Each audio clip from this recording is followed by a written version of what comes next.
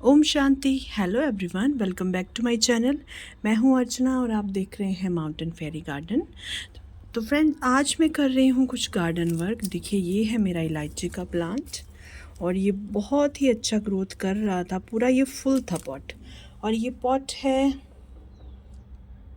मेरे ख्याल से 14 से 16 इंच का पॉट है। काफ़ी बड़ा पॉट है और इसमें बहुत सारी सॉइल आती है और इसमें इसकी ग्रोथ बहुत ही अच्छी हो रही थी। बारिशों में इसमें थोड़ी सी ओवर वाटरिंग हुई है क्योंकि मेरे पास इसको शेड में रखने का कोई स्पेस था नहीं, तो ये यहीं पर पड़ा रहा और इसमें बारिश गिरती रही और नीचे जो फर्श पे पानी गिरता था उससे तो मैंने इसे बचा लिया। देखिए, नीचे मैंने इसको एक बोर्ड का पीस लगा लिया है जिससे कि फर्श पे गिरा हुआ पानी नीचे से ये सक ना करे, पर फिर भी इसमें काफ़ी ओवर वाटरिंग हुई है और जिसकी वजह से इसका ये हाल हो गया है। देखिए, और मैं आपको बताती हूँ कि इसके कितने सारे प्लांट जो डाई हो चुके हैं वो मैंने अभी निकाले हैं। ये देखें, ये बकेट भर के इसके सारे जो प्लांट ड्राई हो चुके थे वो सब मैंने निकाले हैं और अब मैं इनके बनाऊँगी कंपोस्ट, लीफ कंपोस्ट बनाऊंगी। इनकी बहुत अच्छी खाद बनेगी।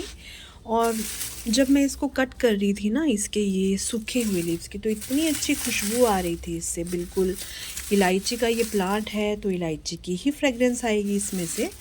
पर फ्रेंड्स, इसमें इलायची लगेगी नहीं यहाँ पर, क्योंकि नॉर्थ इंडिया में इस प्लांट में इलायची लगना बहुत ही मुश्किल है, क्योंकि यहाँ वेदर कंडीशन काफ़ी अलग होती हैं जैसी इस प्लांट को नीड है उसके मुकाबले में। तो मुझे लगता नहीं है कि इसमें इलायची कभी लगेगी। पर हम ये जो इसकी लीव्स हैं ये बहुत ही ब्यूटीफुल होती है। बिल्कुल बैम्बू प्लांट का लुक ये लीव्स देती हैं। और जब ये मेरा प्लांट अच्छा खासा ग्रीन हरा भरा था तो ये कॉर्नर में रखा हुआ बहुत ही ब्यूटीफुल लगता था। तो देखिए, मैंने इसकी सारी लीव्स निकाल ली हैं। कुछ कुछ लीव्स अभी भी सूखी हुई इसकी बची हैं। ये सब मैं सफाई कर लूँगी।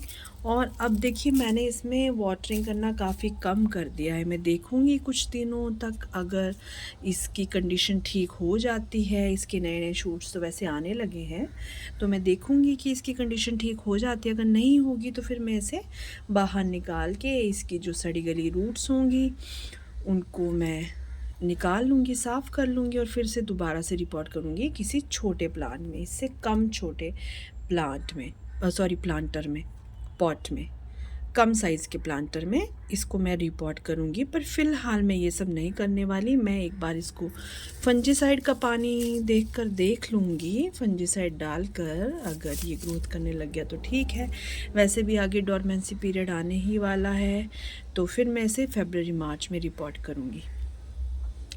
तो ये प्लांट बहुत ही खूबसूरत है, अगर आपके पास भी होगा तो आपको पता होगा।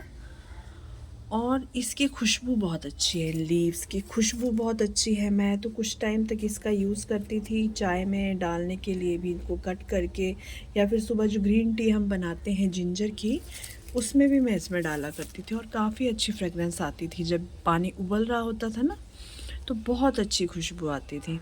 तो ये प्लांट तो मुझे देखने में बहुत ब्यूटीफुल लगता है, भले इसमें इलायची ना लगे, मुझे ऐसे ही बहुत अच्छा लगता है। तो आज मैं ये काम कर रही थी फ्रेंड। तो आपको भी ध्यान रखना है अपने प्लांट्स का, देखते रहना है प्लांट्स आपका कोई ड्राई तो नहीं हो रहा, कोई सूख तो नहीं रहा है, उसकी क्या वजह है, कहीं रूट रॉट तो नहीं हो रहा। इस तरह के काम देखिए, गार्डनर्स जो होता है ना, गार्डनर के काम कभी ख़त्म होते नहीं। अगर आप सोचें कि आज का दिन मुझे फ्री मिल जाएगा तो ऐसा कभी नहीं होता है। हर रोज़ हमें कोई ना कोई काम करने ही पड़ते हैं और कभी कभी तो ये होता है कि हमारे काम ही ख़त्म नहीं होते हैं। इतने सारे काम होते हैं, इतने सारे काम निकल कर आते हैं कि काम ख़त्म होने का नाम ही नहीं लेते हैं। तो गार्डनर को कभी भी रेस्ट नहीं मिलता है फ्रेंड, कुछ ना कुछ लगा ही रहता है। अब देखिए, इतने सारे ये लीव्स निकले हैं। अब मुझे इसके लिए एक टब देखना होगा, उसमें मैं ये सारे लीव्स, और भी मैंने अपने गार्डन के सूखे हुए लीव्स जो हैं, जो भी स्टेम्स हैं, वो संभाल कर रखी हैं। देखिए, पीछे मेरा ना अम्ब्रेला पाम है, देखिए, और इसके भी देखिए कितने सारे लीव्स जो हैं ड्राई हो रहे हैं। इसकी भी मुझे सफाई करनी है। इसको भी मैं अभी सबको कट करूँगी और इन सब को फिर मैं बनाऊँगी लीफ कंपोस्ट। और मैं क्या करूँगी कि बड़े से टब में भर लूँगी इन सब लीव्स को और उसके ऊपर सॉइल डाल लूँगी और उसके ऊपर कुछ प्लांट्स लगा लूँगी। मतलब हाफ में फिल कर लूँगी इन लीव्स को, थोड़ा बहुत किचन का वेस्ट, और हाफ टब में मैं डालूँगी सॉइल, और उसमें मैं ऊपर से प्लांट लगा लूँगी। ऊपर प्लांट ग्रोथ करता रहेगा और नीचे मेरी कंपोस्ट बनती रहेगी। यही तरीका मैं बहुत बार अपने गार्डन में अपनाती हूँ। जितने भी मेरे बड़े बड़े पॉट्स हैं ना, 12 इंच के, 14 इंच के, 16 इंच के, इन सबको मैंने ऐसे ही फिल किया है। एक तो ये होता है कि आपके पॉट जो होता है वो हैवी नहीं होता, ऊपर से ये जो लीव्स हैं इनकी कंपोस्ट इतनी अच्छी बनती है कि आपको और ज़्यादा खाद डालने की ज़रूरत नहीं होती है। ये लीव कंपोस्ट बहुत ही इफ़ेक्टिव होती है।